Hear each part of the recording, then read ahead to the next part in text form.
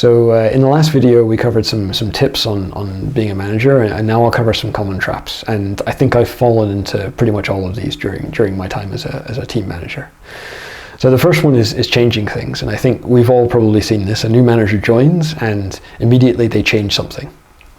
And sometimes there's a really good reason, but often it's because changing something kind of asserts leadership. It says, okay, the old person is gone and now I'm the boss and this is what I've changed. But this can have a negative impact for the team. They can be really frustrated if they have to learn a new way of working. And if they're frustrated and they think the old way was good enough, they'll probably resist the change, and it might not have the intended consequence. So make sure that if you're going to change something, change only what really needs to be changed. When you make the change, and this isn't just at the beginning, this is all the time, involve the team with the change. So talk to them before you make the change, get their point of view, make sure they're involved in any improvements, and make sure you explain why you're doing something. One really easy one, if you're like me and was promoted into managing the job that you used to do, is doing everything yourself. So you think you know how to do it really well because you've been doing it for years. So you don't bother actually giving it to other people to do, and you just try and solve the situation, solve the problems yourself. But this is really bad for the rest of the team. They don't feel trusted, they can be bored and frustrated, and for you it's really, really bad. You can get really overloaded because you're supposed to be managing the team, not doing all the work. So you need to relax and you need to give your team a chance to show how good they are, and that helps build trust. And you need trust and they need trust. Similarly, micromanaging is another side of that same coin. So in the same situation, maybe you don't actually do all the work yourself, you give it to someone to do, you delegate, but then you try and micromanage and you try and say just how it should be done.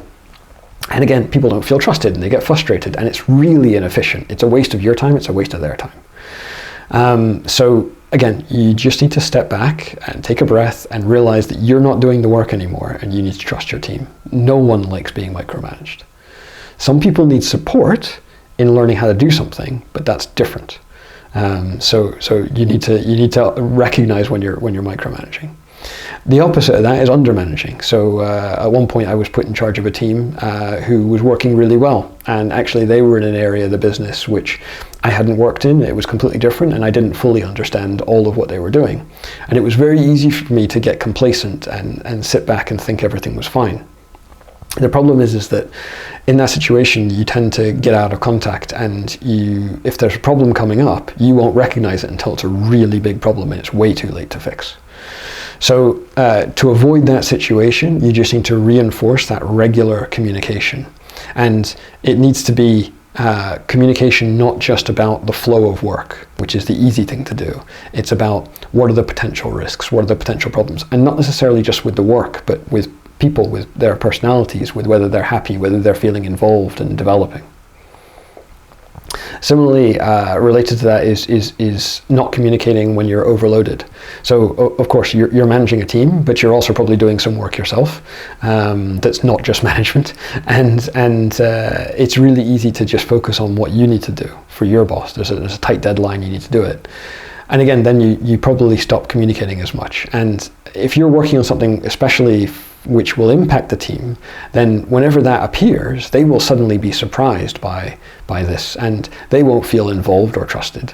And again, because you're so focused on that, you'll miss what's going on with your team.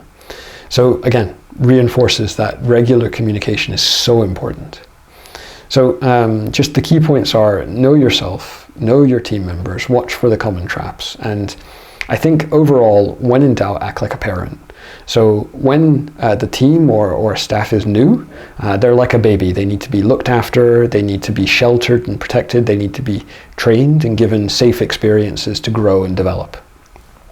When they're a bit older, they need to go and develop on their own. So you need to give them the latitude to go and experiment and experience, and you still need to look after them, but you can give them more latitude. And eventually they should get to the point where they can leave home, they can move on to a promotion or another job, because you've helped them achieve something which is better than they were at the beginning. So that's the goal I think with parents and as a manager. And if you can achieve that, then you've done a good job.